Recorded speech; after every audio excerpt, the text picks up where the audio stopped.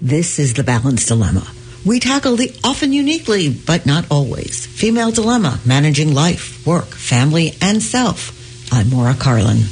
And I'm Christie Derrico. At The Balance Dilemma, we speak with women and men to hear their balance stories. Our guests are entrepreneurs, reinventors, creators, executives, parents, and partners, telling us what we really want to know. How the heck did they manage that? And can you have it all and all at the same time? Today's guest is Lara Bazelon, mother, defense attorney, law professor, and author. Lara's new book is Ambitious Like a Mother, Why Prioritizing Your Career is Good for Your Children. She says being ambitious at work and being a good mother are not at odds. Rather, they're mutually reinforcing each other. And she rejects the selfless mother idol, living instead with work-life imbalance, telling us the kids will be all right.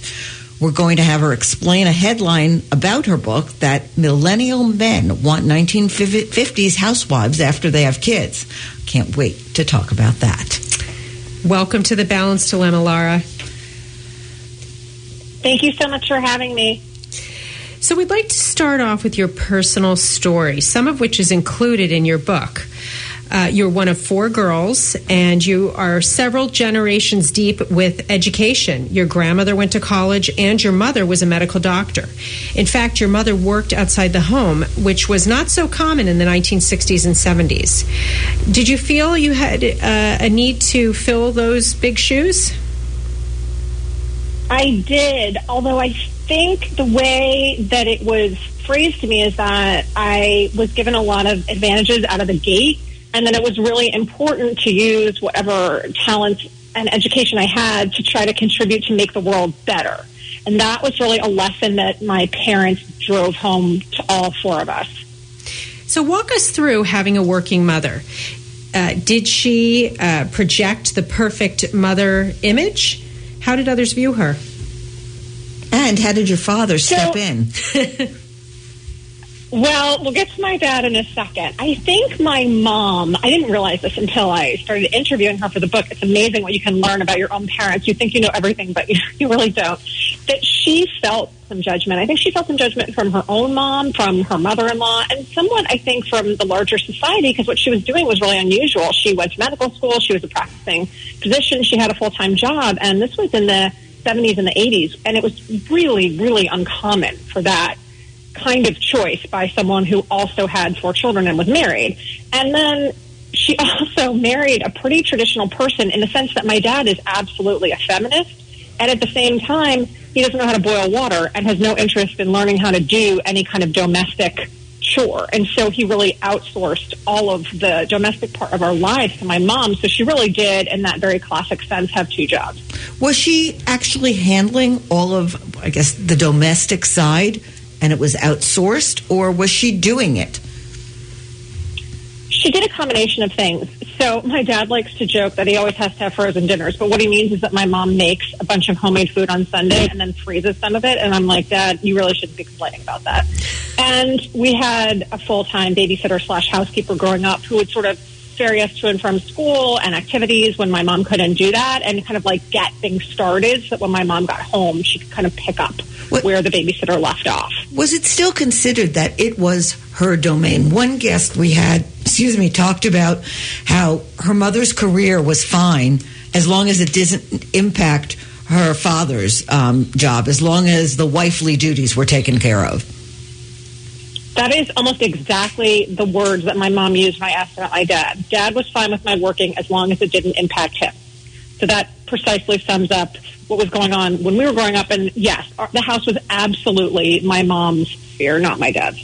So what did you learn from your mom? My mom is kind of an overwhelming example, and I think one thing I learned was that I was just not able or really willing to do the kind of backflips that she was to keep everything going in that way. It just was so overwhelming to me to try to think about following in her footsteps in that particular way.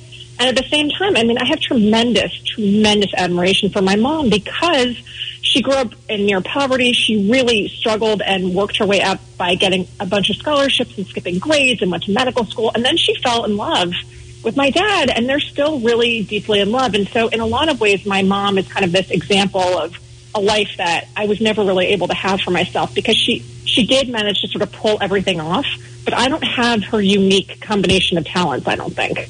Okay, that sounds like a fairy tale. And the truth is, from reading your book, what changed of that image that you had of her to what you found out after the interview?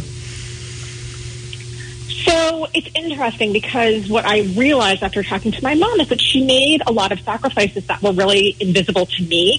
So, for example, when we were younger, she would try to see patients at night, because as a psychiatrist, that can be a lot of your private practice. People want to come after dinner, and that just wasn't going to work with having us and having my dad as busy as he was. And so she stopped doing that. In medical school, she wanted to be a nephrologist, which is a kidney doctor, and she ended up not doing that either, because the hours were really inconsistent with having a family life.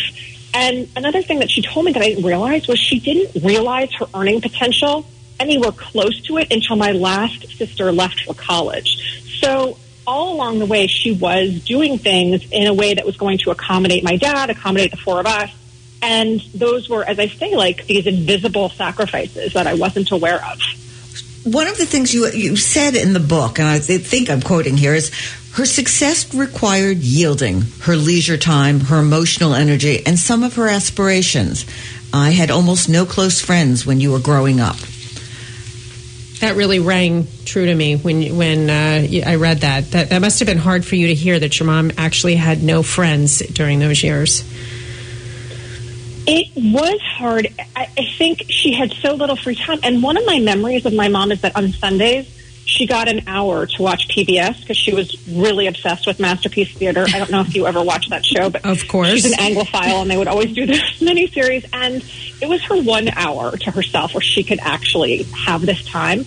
But she didn't just sit there. She was paying bills. She was knitting a sweater. She was organizing something for one of us. It was always multitasking before that was even a word. And out of curiosity, right, what was your father doing in spare time? So my father are different. So my dad worked extremely hard. But when my dad came home and he wanted to just sit there and watch a sports game, he would just settle back on the couch. I mean, he would get excited and jump up and down and yell. But he wasn't multitasking. And in the same way, he really would, I think, chill out in a way that she wouldn't. And the other thing, and I write about this in the book, is that she had to enforce all the rules. And he was just got to be kind of the fun parent who would play games and sometimes even secretly help us break the rules. So let me ask you this. Having it set up that way, do you think she chose for it to be that way? She chose that role?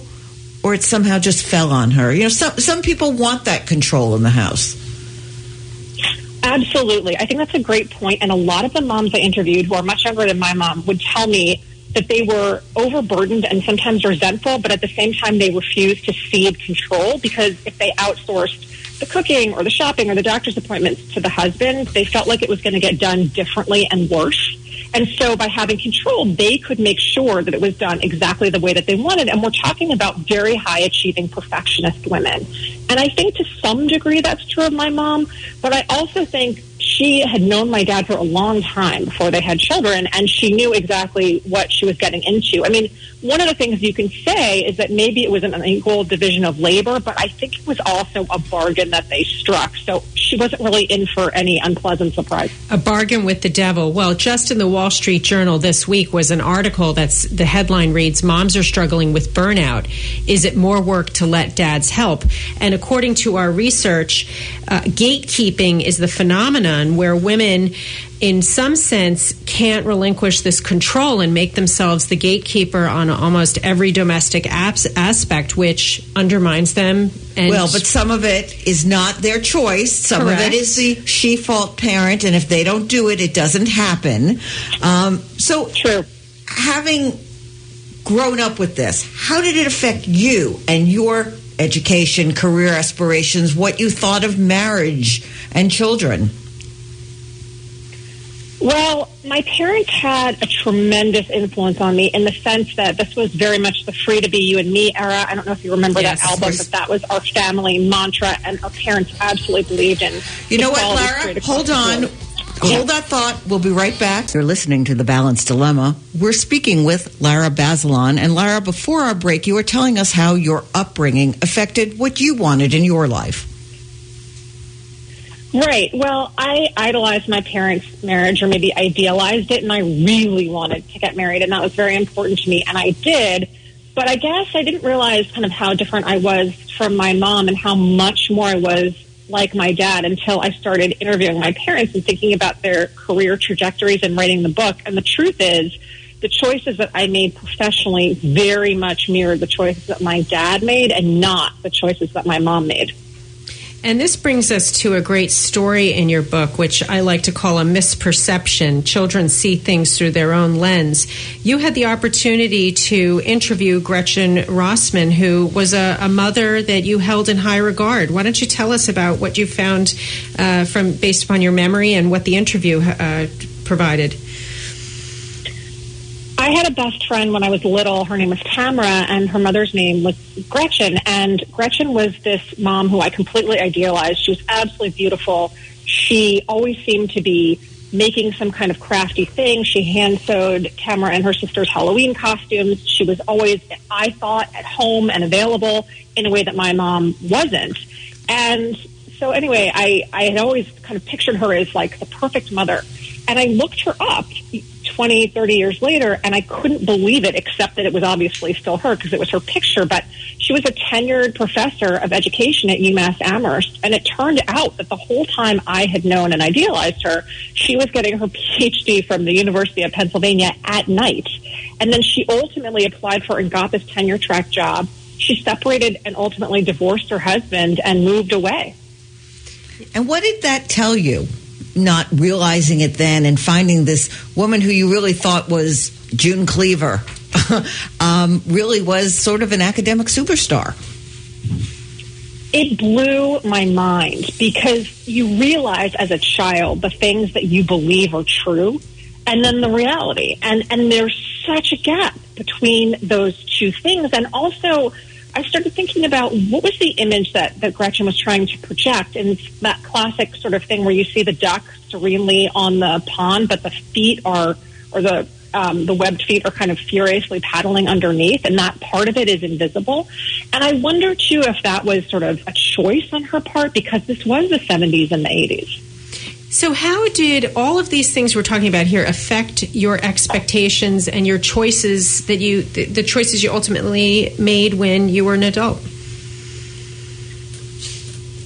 I made some choices as an adult that I think are fairly controversial and maybe make my mom's own concerns about being perceived unfavorably look mild by comparison. And what I mean is that I became very involved in my work, and what it ended up being mostly was trying to get people who had been wrongfully convicted out of prison, which is very difficult to do. And I took a job that allowed me to do that work that was in Los Angeles when my children were young and we were living in San Francisco. So I would leave on Monday and fly down to LA to do that job and fly back on Thursday. And that went on for 3.5 years. Meaning, essentially, that I was a part-time parent during that time. And then following that time, my husband and I separated and divorced. And so, really, I have been, in that really mathematical sense, only a part-time parent for most of my kids' lives. And that is, I think, an unusual choice to make. And people definitely have opinions about it. Why do you call yourself a part-time parent? No man doing the same thing would refer to themselves that way. And I will share that my husband worked out of state for 5.5 years. He would be gone Monday to Thursday night, and he would not have called himself a part-time parent. He wasn't there, but he was still a parent. You know, you may be pointing to my own guilt, and I can't take my own medicine that I would be using that word. I guess it's because I feel fortunate that my now ex-husband is so present and available to our kids that when I am gone, although I'm gone much, much less often now, I know that he'll be there to pick up the slack, and it's very much a 50-50 partnership, although perhaps he would say that we're both 100% parents, just in a divorce kind of way. So maybe I'm just telling on myself. So this brings up another question. Did that parenting arrangement encourage your husband to be a better father than he may have been in another setting? he's really an incredible parent, and he always has been. He just has a natural ability to connect, and he's one of those people that can just sit quietly for a very long time with a small child or play on the floor, and his interest in the kids has even deepened as they've gotten older. So I think he would have been pretty spectacular regardless. But I do think that us trying to work through our issues and putting our kids first has made both of us better parents, because I think we've realized sort of where the other person maybe, I don't know, lacking, and we make up for that. Did you think when you were younger have an understanding of what motherhood and parenthood was? The drudgery. No, I had absolutely no idea. No, none, zero. And actually, what I remember saying to my husband when we brought our son home is, oh my God, what do we do now? Because we had gone to those birthing classes. I learned how to breathe through labor. I mean, that was 36 hours. And then I had 18 years, and no one had prepared me for that. You know, this brings us to the concept of making it look too easy, which is something you address in your book, and also... And something that Gretchen Rossman seemed to have done. She made it look like it was very easy to you. Right, and I put in my notes here, my rowing coach in college, who was an Eastern European Olympiad, would always say to us, make it look easy. If you're making it look hard, you're doing it wrong. And I use that mantra in my everyday life, that if I actually show how difficult it is, I'm failing. But you raise a good point. We are not doing a service to our sisters, our friends, people at large, if we make it look too easy. Is this part of the message you're trying to convey? 100%. I really think it's important, and I do this with my law students, I do this with my employees, to say to them out loud, this is a messy imbalance. I'm doing the best I can, and I'm going to show you the parts that aren't so perfect looking. You need to see what the underbelly is, because otherwise we're setting women up to fail and feel like they're never doing enough, or every time a piece of their home life seeps through into their professional world, that's somehow a terrible failure, and I don't think it is at all.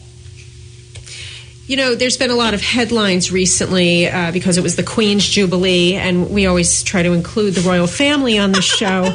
Of course. Kate, a headline read that the Jubilee focused on Kate Middleton's parenting and not William's, and that was a sexist move. Why is it that she's being judged on how her children behave? What do you think of that? Oh, you know what? I have so many thoughts about this. Well, We're going to hold the royal family. We'll be right back. This is The Balance Dilemma. Lara, we were talking about the royal family and why Kate is being judged on parenting more than William.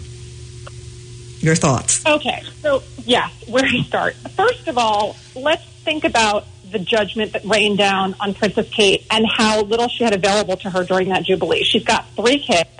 You or I, in that situation, we would give them an iPad, we'd give them a bunch of snacks, and we would set them up. What 4-year-old is going to sit through a 1,000,000-hour, incredibly boring pageantry thing and not act up? None. Yes. So this is a completely normal reaction. And second of all, if you're going to blame anyone, and no one should be blamed, what about her husband? Isn't he equally responsible? But from these headlines, you would think that she told the kid to act up herself, and that, you know, William has absolutely nothing to do with and no responsibility for the outcome. Honestly, I thought she did a great job, because the kids didn't leap off the balcony, which I would have if I were them. And you know, when she got back to the house, she said, you understand this is your DNA, William, that's causing these children to bounce all over. But anyway. Let's pivot. Let's pivot away from them to ambition, because it's something that comes up in your book, and it's something that gets talked about women all the time, having to dial it back, as it were. Well, I'd like to go to the word ambition, which goes all the way back to Shakespeare, having just seen the new Macbeth with Daniel Craig.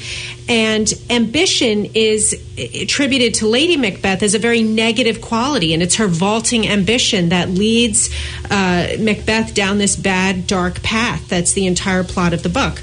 Tory Burch recently said in an interview that when she started her company, a New York Times journalist asked her if she was ambitious. She shied away from that word, then someone told her to embrace ambition. Now, our former guest, Gloria Feld, had this quote. what is it about ambition? Are we branded by it? Is it something we should aspire to? And why did you make it in the title of your book?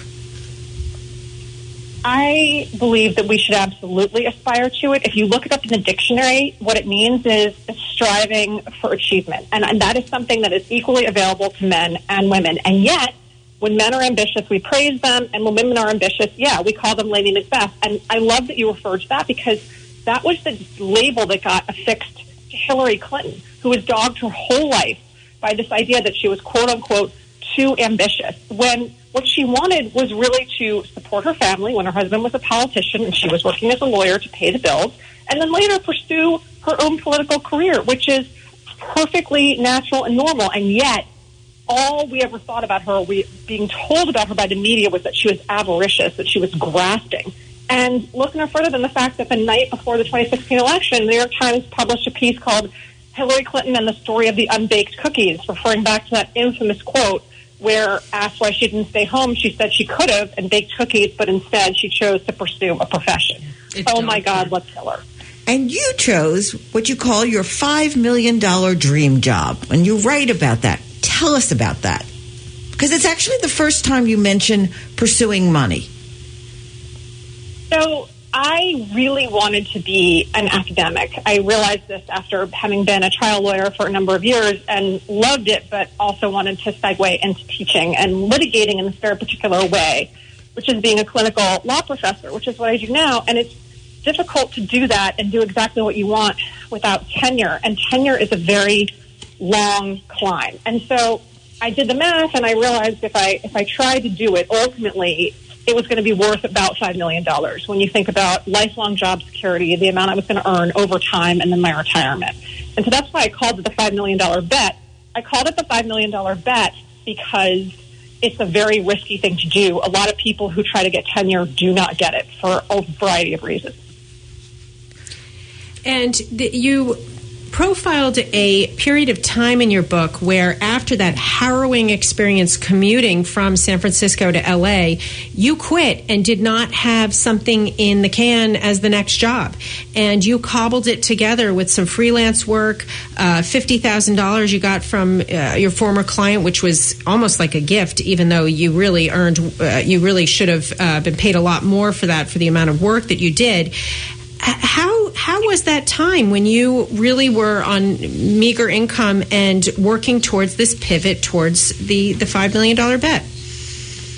It was really hard. I fell apart physically and emotionally. My body fell apart from all of the commuting. I got really sick, and that's when I was getting a divorce. So emotionally it was devastating, and I did have to leave my job. I just couldn't do it anymore, and I had nothing to turn to really at that point in time. And you're right. My client, who had been wrongfully convicted for 34 years, got a $17 million settlement with the city and county of LA, which today is still the biggest settlement they've ever paid out to anyone. And he gave me $50,000. And it was absolutely a lifeline and allowed me to use the small advance I'd gotten to write a book, to write my first book, which was a way for me to get a foothold in the job market and sort of reset and get better physically and get better emotionally, and, as you say, pivot. And I feel just sort of eternally grateful to him for doing that for me, and also grateful that it worked out in the end, because there was definitely a time where things seemed really precarious for me.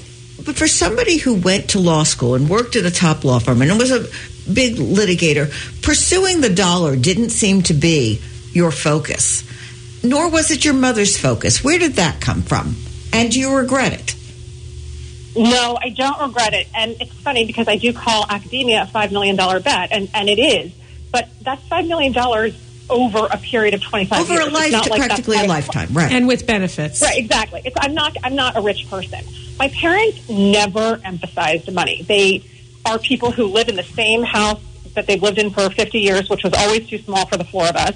They have never driven fancy cars. They're not people who care about that. My dad calls those things conspicuous consumption. And what they always stressed to us is that we were supposed to go out and help other people, and that was really a way to live a fulfilling life. And I believed that then, and I believe it now. So even though my kids and I live in a rather small space in San Francisco, I much prefer that to earning a lot of money in a job that's going to make me unhappy. But you also talk about in your book the importance of financial independence.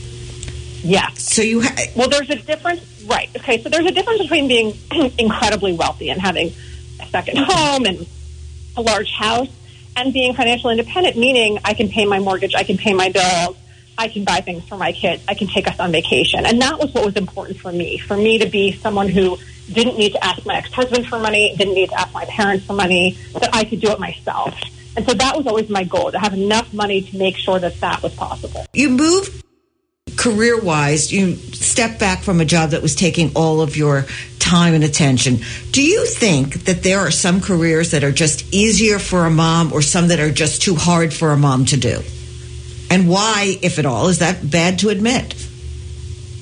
I think that there is a big difference between, say, being in the education profession, which is what I am in now, where you generally get your summers off, and for me at least, in higher education, very flexible hours, and say being a neurosurgeon, where you may have to operate at all hours and have surgeries that last a very long time, it's and like a schedule that's much less flexible. It's the choice your mother made, a nephrologist or a psychiatrist. But exactly. But I don't think it's impossible. No. Okay. But so Go ahead. Here's my question from that. So should we warn young women as they're going through their education? And I'm going to throw out a personal example, which was that even in law school, had somebody, and they did not, warn me that being a litigator was not conducive to a family life, it would not have altered my course. But it's not. So should people warn women, everyone, not just women, of what it's going to be like? I don't think warn is correct. I think what we need to say to women is, you need to sit down and have the hard conversation with your partner before the kids get there. The basic, boring parts matter. You need to sit down and say, this is what I want to do. I want to be a trial lawyer. I'm going to try cases out of state. I'm going to be gone, maybe for days or even weeks at a time. What is that going to look like? What are you going to do to make that possible for me? And if the answer is, I'm not going to make it possible for you, then it's probably not a good partnership. And we're going to take a break. We'll be right back. This is The Balanced Dilemma. We're speaking with Lara Bazelon, author of Ambitious Like a Mother. And Maura, I just want to let our listeners know that they can find us at thebalanceddilemma.com, where you can listen to old episodes and sign up for our newsletter, find show announcements, show notes, resources, and other reading. They can also follow us on Facebook and LinkedIn at The Balanced Dilemma Podcast. And episodes are also available for listening on Apple, iTunes, Google, and Spotify. And they can email us at balanceddilemma@gmail.com. And we'd love to hear from you, especially over the summer. Lara, one of the eye-catching headlines about your book in the New York Post was, millennial men want 1950s housewives after they have kids. Is that what you found? I hate to say it, but kind of. I think that people talk a big game about equality, and then the kids get there, and a lot of these old, super ingrained stereotypes rear their ugly heads. And there is just this almost involuntary expectation that certain tasks are inherently feminine, like diaper changing and doctor appointment scheduling and meal preparations, that really aren't. So have you found a way, and I think that you quoted the book Second Shift in your book, saying you can have it all only if you do it all. Right. And that's what I really want women to move away from. And this gets back to what we were talking about earlier, this perfectionism and this unwillingness by some women to really say to husbands, I want you to step up and do this and do that, because they're worried it'll be done not to their liking. And I think that you've got to sort of accept that if you really want more parity at home. And also, I think, again, you've just got to have those really difficult conversations going into the marriage, going into the decision to have children, rather than like my ex-husband and I did, waiting until they were actually there to try to sort it all out. You know, this brings me back to, you used the word, we were discussing warning young men and women that these are the perils of what you might be facing. But you profiled in your book Sylvia Ann Hewitt, and she wrote a book, Creating a Life, Professional Women and the Quest for Children. And there's a statistic, 86% of women between the ages of 40 and 44 have children, which begs the other question, what are the childbearing numbers for women outside of that group? But what Sylvia Ann focuses on is that she feels that people aren't up front with the prospects of what might happen if you wait too long, or in the situation where women may not think they want children, then they find out that they do, which is what TJ Hills addressed when she was on our show talking about the risks of breast cancer associated with some fertility treatment. And you also mention in your book how many women will have to rely upon ART in order to conceive. Can you touch upon this and how you profiled it in your book? This was one of the hardest chapters to write because the jury is really out in terms of some of the science. When Sylvia Ann Hewitt's book came out, it was 2001, I think, and we've made leaps and bounds in terms of advances in allowing people who are older women to successfully bear children. And it's just this hot-button topic because people have extremely strong feelings about the quote-unquote correct age to have children. And after talking to experts and women, I just realized that every woman's fertility story is very particular to her. So you're absolutely right that there are some women who never wanted children and then realize that they do, and it may be too difficult to become pregnant. But there are also plenty of women who get pregnant in their late 30s and early 40s and have children without a problem. And then, of course, there are women in their 20s who struggle with fertility. It's just such a person-specific thing. And then when you put the science on top of it, it becomes incredibly difficult to generalize. I was thinking about the Harry Chapin song, Cats in the Cradle. That's right. And which was really male-centric. But in reading this book and all the headlines, are we going to be saying on our deathbed, so to speak, I should have spent more time in the office? Absolutely not. We are going to be thinking about the best vacations we took, the cupcakes we did with our kids. I mean, am I wrong here? And is there this beauty of motherhood that maybe we're not celebrating enough? Oh, I don't think so, because the truth of the matter is what your kids are going to remember, they're going to remember the cupcakes or the time that they burned, and it was absolutely hilarious. I just think that what we worry is going to be damaging or scarring almost never is. When I look back at my childhood, I have very warm memories of both of my parents. And they were extremely busy people who didn't make it to every school event or special occasion. So I just think, as cliche as it sounds, it's just much more about the quality. And the other thing is, if you're a fulfilled person, you're a happier, better parent. Your kids know when you're upset and miserable. So is that why you think prioritizing your career is actually good for your kids? That is one of the many reasons. In addition to modeling independence and resilience, yes. I think that if I didn't have a job that I truly loved and made me excited to get out of bed every day, I wouldn't be as good a parent because I would be a very unsatisfied, perhaps bitter person, and that would be reflected in how I was around my kids. Of course, what you've also described is, something that almost takes superhuman strength. What you did took an awful lot of energy and fortitude, self-determination that not everyone has. Is this really a prescription that should be applied to everyone? Should those who can't do it consider themselves failures? No. Oh, my God, not at all. And I definitely didn't want to write a mommy wars book implying that people who work part-time or people who stay home because they want to and can afford to are somehow making a bad choice. I really dislike pitting one kind of mother against another kind of mother and suggesting my way is better than your way. My point was that women who do work in this very driven, ambitious way should stop feeling guilty and stop being trapped in a cycle of shame and self-recrimination. And you did have different periods in your career, and this is something we've discussed here. You had a period of time where you had a year home with your son doing other types of work, which wasn't as stressful as jumping on a plane Monday to Thursday, going from San Francisco to L.A. Absolutely. Go ahead, Lara. Go ahead.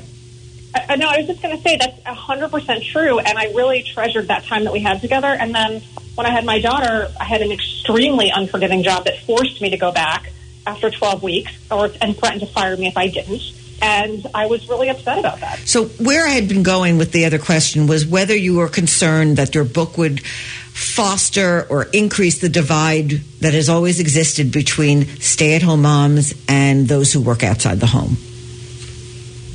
It is always a concern, and I actually did talk about, I went on the Tamron Hall show, and I think the concept was to really pit me against this very traditional stay-at-home mom and kind of have a mommy war play out on national television. And I was not willing to do that because I didn't think that what this mother, Lillian, was doing was wrong. I just thought she was making a different kind of choice. But to answer your question, look, you cannot predict how people are going to react or what they're going to write or say about you or your work. And life is long. You may find out that woman who was on the show with you got her PhD and went back to work later. But I want to go to this article you wrote in The Cut. Will employers finally listen to what mothers need? And this article talks about quit talk videos and the anti-ambition movement, which is not particular to women. There's also many men who are standing up and saying, I'm burnt out and I want a different lifestyle. But you really said something that needs to be said here. Quitting is not financially feasible for most mothers.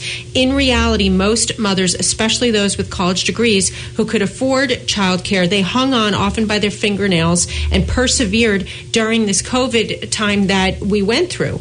What do you have to say about this anti-ambition movement and how it has impacted women? I'll be honest with you, it makes me crazy. I think it's incredibly dishonest. This idea of viral TikTok videos, I quit, as if that's remotely viable for most women and working mothers, it makes me crazy. And also, it's not true. We had a bunch of think pieces come out talking about how there was going to be this great she session, this driving out of women from the workforce, and it's not true. Statistically, it is not true, and it is not a good idea to sort of elevate this kind of theater, because the truth is, what are you going to do? Eat the roses that you get as congratulations after that performance? Your kids certainly can't, and I just don't think we should be modeling that. So, one of the questions we always ask is, do you think a couple can have two equal careers as demanding at the same time? No, I don't. I think that you have to have a seesaw marriage where one person's career gets priority at one point and then it's the other person's turn. I don't really think, unless you have around-the-clock help and a boatload of resources, that is possible. I think she's just given a new definition to a seesaw marriage. I thought it meant something else before. But I just want to hinge upon something Fran Hauser has said when she was speaking to us, that she makes a point of taking stock of the things her husband does. Rather than, she's also famous for saying we need to have a to-don't list and say no more. But with regard to her partner, she made a point of listing all the things he did so that she could have a moment to say, hey, maybe he's contributing things here that I hadn't taken stock of, instead of just thinking of the things I feel totally put upon about. It sounds like you've given your ex-husband, who's the father of your children, a lot of credit for parenting, but do you think you took enough stock of what he was contributing during the difficult times?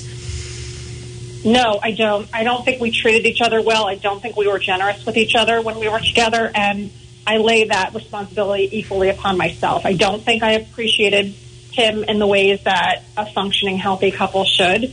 And now that we're divorced, I really try to do that as much as I can. It's not to say that we don't have our moments, because we absolutely do, but I love this idea of taking stock. I think it's really important. And with that, this is The Balanced Dilemma, and thank you so much for joining us, Lara. I'm Maura Carlin. And I'm Christie Derrico. Check out Lara Bazelon's book, Ambitious Like a Mother, Why Prioritizing Your Career is Good for Your Kids.